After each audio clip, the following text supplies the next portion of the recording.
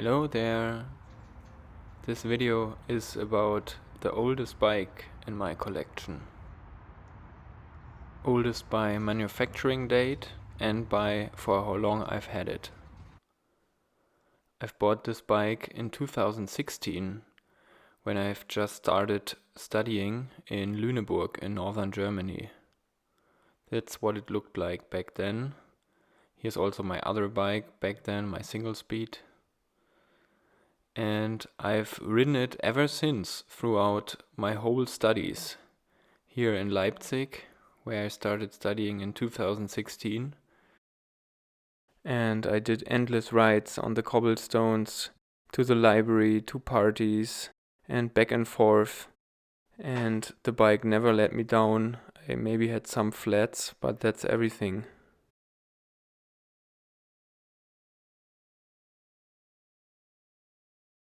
Unfortunately, I had an accident with my front rack on this bike at some point, where the fork and the front wheel got destroyed.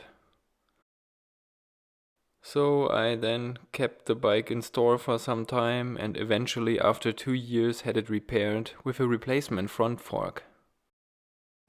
But I was never really happy with that front fork.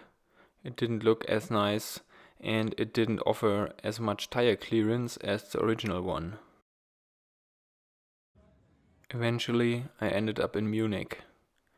And here, this bike also got some new life, not only me. So please join me in this video for a bike check about this bike, some riding impressions, and then also some working on the bicycle.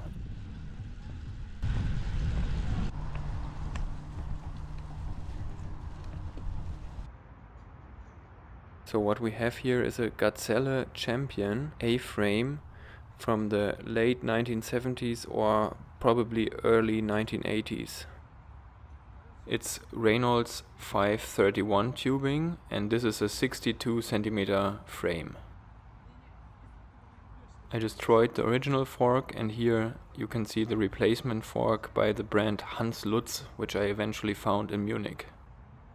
The handlebars are 3T handlebars with 44 centimeters width.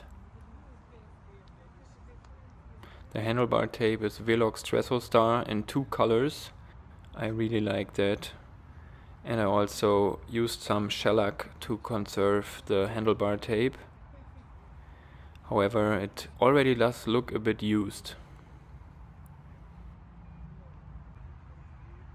The brake levers are Dura-Ace. First generation I think, and some new brake lever hoses. The stem is also by 3T and 12 centimeters long.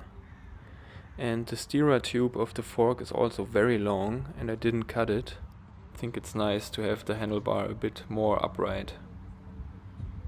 Here you can see the fork I replaced the original fork with. Again, the brand is Hans Lutz. I've never heard of that brand before. And apparently the steel of it is by the brand Vitus. So let's hope it's chromoly and not high manga or high tensible. The tires are Continental Grand Prix 5000 in 28mm width, although they seem to be a bit smaller. Apart from that, the front wheel has a Volba 58 rim and a Dior hub from my 1987 Giant Expedition. Here we can see the down tube shifters, Shimano 600, so the predecessor of Ultegra. And of course my fenders, very long to also protect the shoes.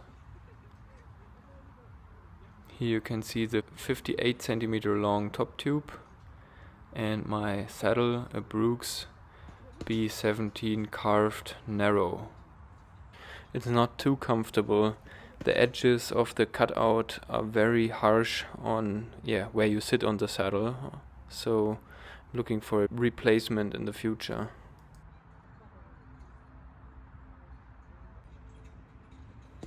Dura-Ace crankset, 170 millimeters long, MKS pedals with some MKS pedal cages,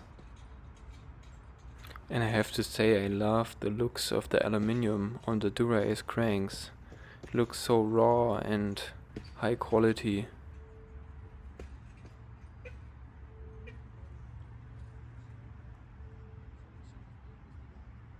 Also the front derailleur is Shimano 600 and the rear derailleur as well. So this is the Shimano 600 Arabesque group, which is, let's say, disputed by some people for its look, but I like the design a lot. Then there's a sticker of my favorite running club in Munich. I couldn't resist putting it there. However, okay, I hear you. Let's remove it. Okay, nice. It has been there for some time as some kind of replacement chainstay protector.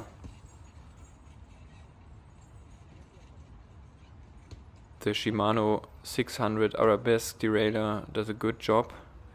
However, the cassette is a bit worn already. This is my tubeless fly rear rack. I like to put racks on all of my bikes. And this one here has eyelets for putting fenders or a rear rack on it. So I just put it on there. Decals are worn a lot. So we can see that this bike is originally from Aachen, which is close to the border to the Netherlands, where Gazelle comes from. There once was a Reynolds tubing sticker here, which would be Reynolds 531, but it's completely gone. And there's the Gazelle logo. I love the paint color of this bike. What a deep and intensive blue. So nice. Also the decals look very nice for their age. And here again is the Vitus fork by Hans Lutz. No problem so far with it. Also I like the red and blue combination. And what I also like about this bike is that it has quite a lot of tire clearance for an old road bike. I was even considering doing a 650B conversion with this bike with some longer brakes one day, where I could probably fit 38mm 650B tires in there and would have a really nice randonneur bike. So let's see what the future has to offer for this bike. For now I'm very happy with it, especially with the handlebars. Let me know in the comments what you think about my handlebar tape job here.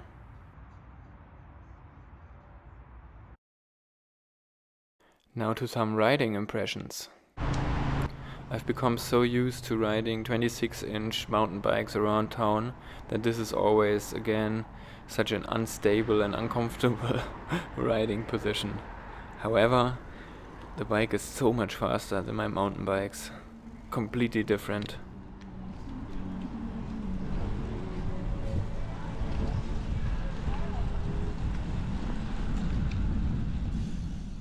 So the bike feels fast, but let's say it is not super fast. We can see in a moment why. So modern road bikes are a whole different story in comparison to this year, I think, in terms of comfort and speed at the same time. But still, a vintage road bike is not about speed and comfort, right? It's about style. And I think this bike beats any modern road bike in terms of style. At least if you ask me. Okay, let's get back to some more helpful comments by me. So, shifting gears with the friction shifters on this bike is very unusual at first, but I think one tends to get used to it very quickly.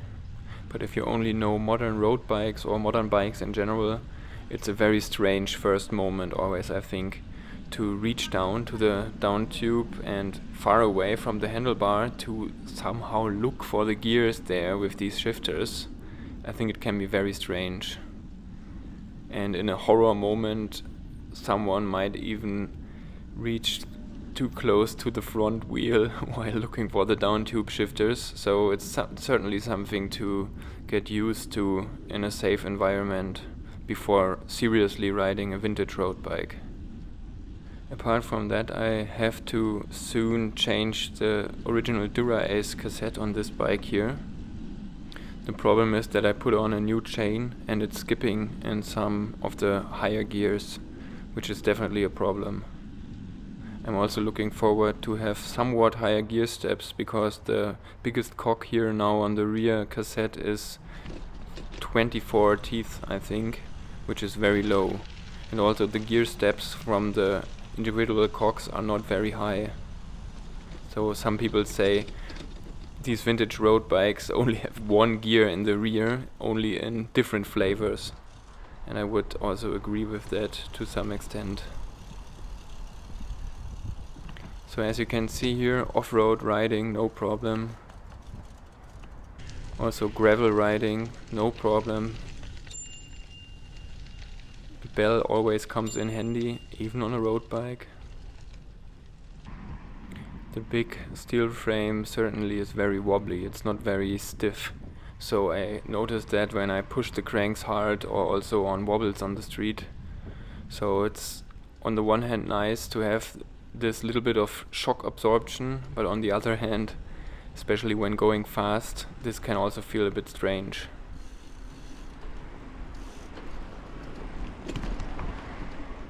And yeah, finally climbing on this bike, as I do here on the Giesinger Berg, is a pain, because the lowest gear is not very low at all. So I will have to change this in the future with a different cassette.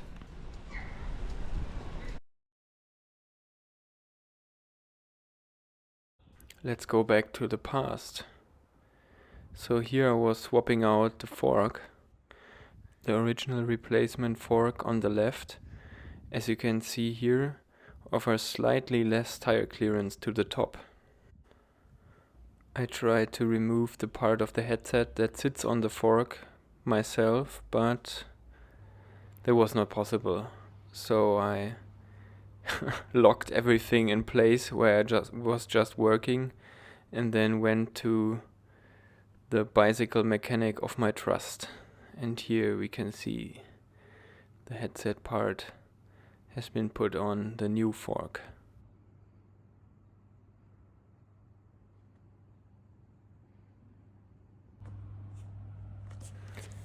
Then I couldn't resist to try out the fork on my 40mm wide Continental Terra Speed tires to see if this fork would clear a tire in this size range. So if I would ever do a 650B conversion of the Gazelle, yes, it seems like it would work. Would be very interesting.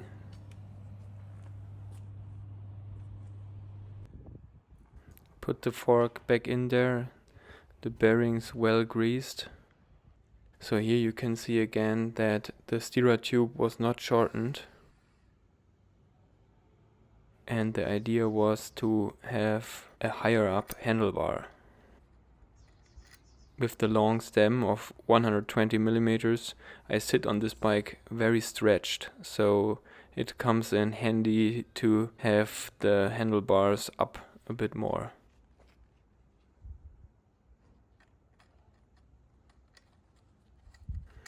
From my experience, I have to say I have a lot of trouble with this headset. It comes loose from time to time, and I'm not sure whether this is because of the very long steerer tube or because of other reasons. So clearing a 25mm tire is no problem, although it was not centered here at that point. Putting on my SKS fenders, also no problem. Also didn't have to do any readjusting of the fender stays.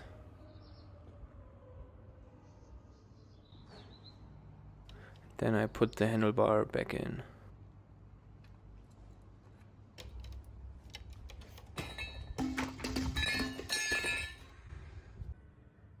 Later I continued with other parts of the bike.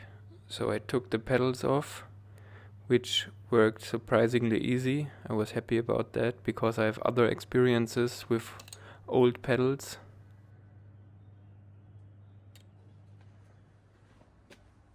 On that day I wanted to also change the tires because they were so old and rotten already. The crankset is just beautiful and the finish looks so nice. The aluminium looks so raw. Maybe that's resulting from a cold forging process or the type of aluminium used. Next I wanted to service the bottom bracket. So I put on all my tools there and was hoping that I would get it off easily. This part worked well, and also the inner part here, so they came off quite easily. In the course of the 10 years I've owned this bicycle, I've never serviced the bottom bracket. Until this year I didn't even know how to do this. The axle looks like very high quality, also given that it's almost 50 years old. The cup on the other side was a different story. It was very hard to get out, so I put some ballistol lubricant on there, and after a bit of fighting I got it off there.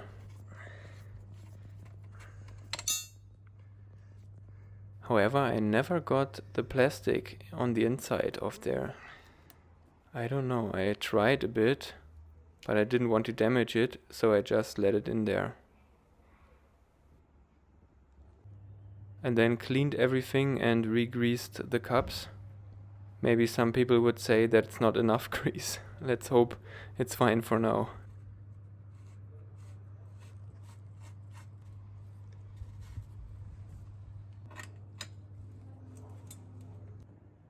And the spindle or axle is asymmetric. Of course I put it in there with the wrong side first and had to disassemble everything again, including the crankset and the crank cups. Hopefully that's enough grease. As I can tell right now, some months after filming this, I think it was enough. So far I've had no problems after, let's say, 100 kilometers. I think I did a good job with adjusting the axle. Then I did the bar tape, and unfortunately I don't have any filmed footage on that because I was too excited while doing it. Next up I put new cages on my MKS pedals. And then I was proud about the result. To tell you more about why I did all of this with my old bike, I went to Bici Bavarese, the big vintage road bike cycling event south of Munich. So it's close to Schliersee and Tegernsee, two of the big lakes south of Munich, and it's a beautiful tour of around 65 kilometers in my case. There are 3 routes to choose off, and I think the pictures tell you everything about what it looked like. It was definitely a lot of fun and a beautiful route. I didn't film at the event while riding because I just wanted to enjoy it, so I only have a little footage from after the race.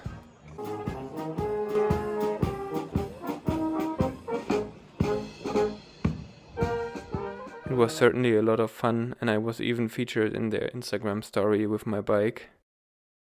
100% that I will participate again next year. Alright, we are coming to an end now. I hope you have enjoyed this little excursion about my oldest bike in the collection. And please let me know in the comments what you think about it. Whether you also have a vintage road bike and if you enjoy riding it around. Thank you for watching, and I hope to see you in the next video. Bye bye.